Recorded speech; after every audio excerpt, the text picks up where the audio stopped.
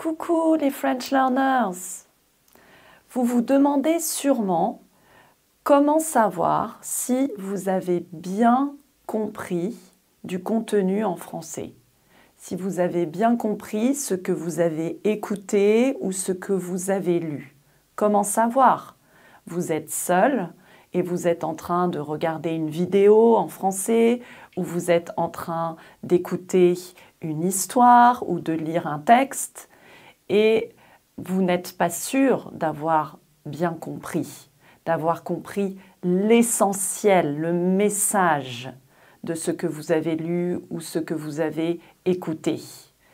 Est-ce que vous avez bien saisi l'idée principale? Est-ce que vous avez bien compris le message, l'essentiel de l'histoire? Comment savoir?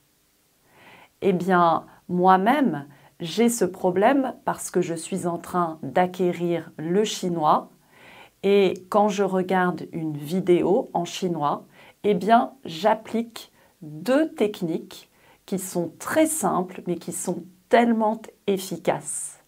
Alors, dans cette vidéo, je vais vous expliquer ces deux techniques. Alors, restez bien concentrés parce qu'à la fin de cette vidéo, je vais vous demander de tester ces deux techniques pour que vous voyez par vous-même à quel point elles sont efficaces. C'est parti! anisayel.com pour acquérir le français naturellement. Avant de vous expliquer ces deux techniques, n'oubliez pas que notre chaîne sur YouTube n'est pas monétisée. Nous avons fait le choix, nous avons décidé de ne pas monétiser notre chaîne parce que nous voulons rester libres et indépendants. Alors si vous voulez nous soutenir et pour que nous puissions continuer à vous aider à acquérir le français naturellement, eh bien allez sur notre site anisayel.com. Rejoignez notre communauté, devenez membre de notre communauté de French Learners. Noémia a dit sur Trustpilot que notre site était de première classe. Elle a dit c'est first class. Elle trouve que les vidéos et les audios sur notre site sont absolument incroyables. Et elle pense aussi que les explications et la didactique sont excellentes parce qu'elle est sûre qu'elle comprend le français. Alors rejoignez-nous sur anisayel.com.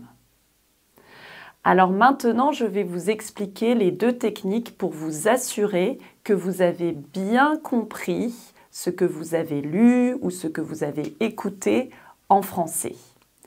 D'abord, quand vous écoutez une histoire ou quand vous lisez un texte, posez-vous les questions clés. Après avoir écouté quelque chose en français ou lu un texte en français, fermez les yeux et posez-vous les questions clés, les questions essentielles sur le message de ce que vous avez lu ou de ce que vous avez écouté. Quelles sont les questions clés? D'abord, posez-vous la question du qui. Qui sont les personnages dans l'histoire ou qui sont les intervenants? Ensuite, posez-vous la question du où. Où se passe l'histoire? Est-ce que l'histoire se passe dans une forêt? Est-ce que l'histoire se passe en Chine? Est-ce que l'histoire se passe à Paris ou dans une maison? Où se passe l'histoire? Qui sont les personnages principaux? Où se passe l'histoire? Et puis, en général, dans une histoire, il y a toujours un problème. Il y a un problème à résoudre. Alors, posez-vous la question, est-ce qu'il y a un problème? Quel est le problème? Quel est le problème dans cette histoire? Et puis, finalement, posez-vous la question du comment. Comment se termine l'histoire? Est-ce que l'histoire se termine bien? Est-ce que l'histoire se termine mal? Est-ce que l'histoire se termine tragiquement? Est-ce que l'histoire se termine brutalement? Ou est-ce que l'histoire se termine vraiment très bien? En vous posant ces questions, vous visualisez l'histoire de nouveau et vous renforcez votre compréhension de l'histoire.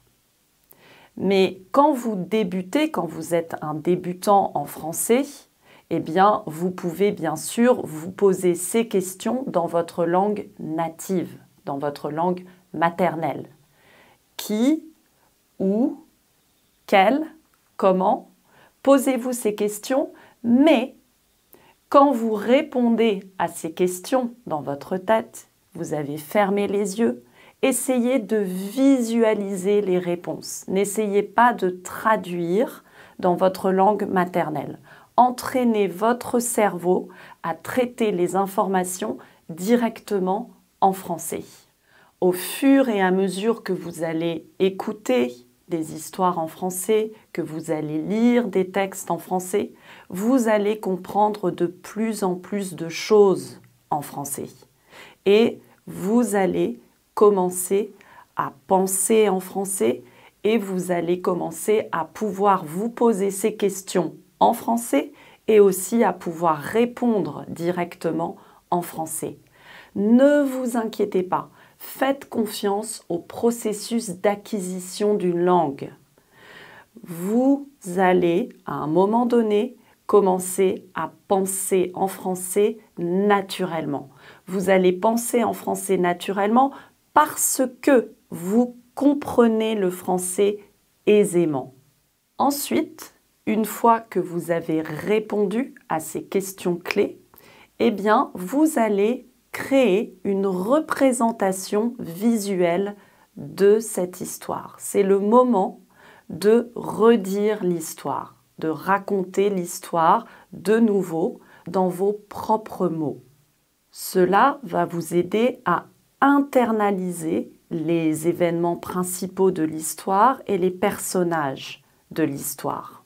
Mais attention, vous n'avez pas besoin de raconter toute l'histoire, n'est-ce pas? Vous n'avez pas besoin de comprendre tous les détails de l'histoire.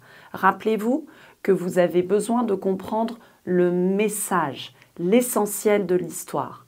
Alors quand vous allez redire l'histoire dans votre tête, quand vous allez raconter l'histoire de nouveau, vous allez résumer l'histoire.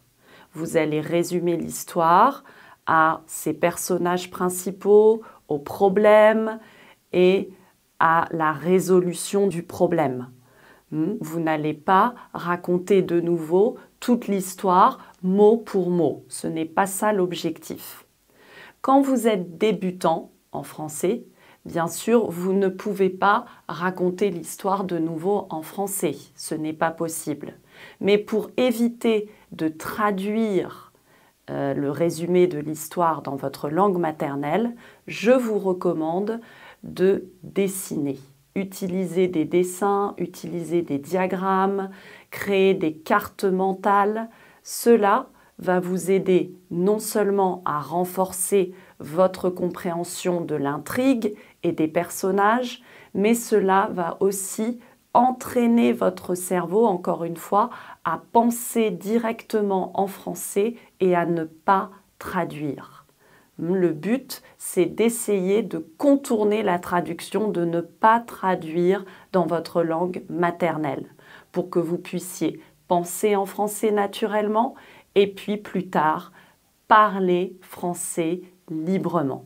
Quand vous utilisez des dessins ou des cartes mentales, les indices visuels vous aident aussi à éclaircir, à clarifier des concepts qui sont peut-être encore très complexes. Au fur et à mesure, encore une fois, que vous allez écouter du français, que vous allez lire des textes en français, vous allez comprendre le français aisément et à un moment donné, vous allez pouvoir écrire les idées principales en français. Donc vous allez utiliser des dessins, mais vous allez aussi utiliser des mots en français. Et puis, plus tard, quand vous allez être capable de produire du français librement, spontanément, eh bien, vous pouvez redire l'histoire à voix haute ou vous pouvez redire l'histoire par écrit. Bien sûr, je vous recommande d'écrire avec votre main parce que votre main est directement liée à votre tête et ainsi vous allez internaliser, vous allez absorber la langue française de manière naturelle. Encore une fois, la transition va se faire naturellement. Elle va venir naturellement. Faites confiance au processus d'acquisition d'une langue. Alors maintenant, est-ce que vous êtes prêts à tester, à essayer ces deux techniques? Rendez-vous sur notre site alicayel.com. Sur notre site, il y a une vidéo, c'est la première vidéo, même la première session de l'étape enfant, l'infant stage, pour les débutants avancés. Et cette première session, c'est une histoire très amusante, vous allez voir. Je vais mettre le lien dans la description, en dessous de la vidéo, et vous avez accès gratuitement à la vidéo où je raconte l'histoire, au texte et aussi à l'audio. Donc vous pouvez regarder la vidéo, vous pouvez aussi lire l'histoire et écouter l'histoire. Une fois que vous avez regardé la vidéo et même lu et écouté l'histoire, eh bien, appliquez les deux techniques. Fermez les yeux et posez-vous les questions clés à propos de l'histoire. Qui sont les personnages de l'histoire? Où se passe l'histoire? Quel est le problème? Est-ce qu'il y a un problème? Et si oui, quel est le problème? Comment se termine l'histoire? Et puis, après, visualisez l'histoire et vous pouvez dessiner l'histoire, vous pouvez créer une carte mentale de l'histoire et vous pouvez aussi résumer l'histoire dans votre tête ou résumer l'histoire par écrit. Si vous n'avez pas le temps, faites juste l'étape numéro 1 de vous poser des questions sur l'histoire. Ce n'est pas grave. De toute façon, l'objectif le plus important, c'est d'avoir regardé l'histoire, d'avoir écouté, d'avoir lu l'histoire. Ça, c'est le plus important. Après, les autres techniques, ce sont des plus, bien sûr, qui sont aussi très efficaces, mais si vous n'avez pas le temps, ne vous inquiétez pas. Vous avez fait le principal en écoutant l'histoire ou en lisant l'histoire.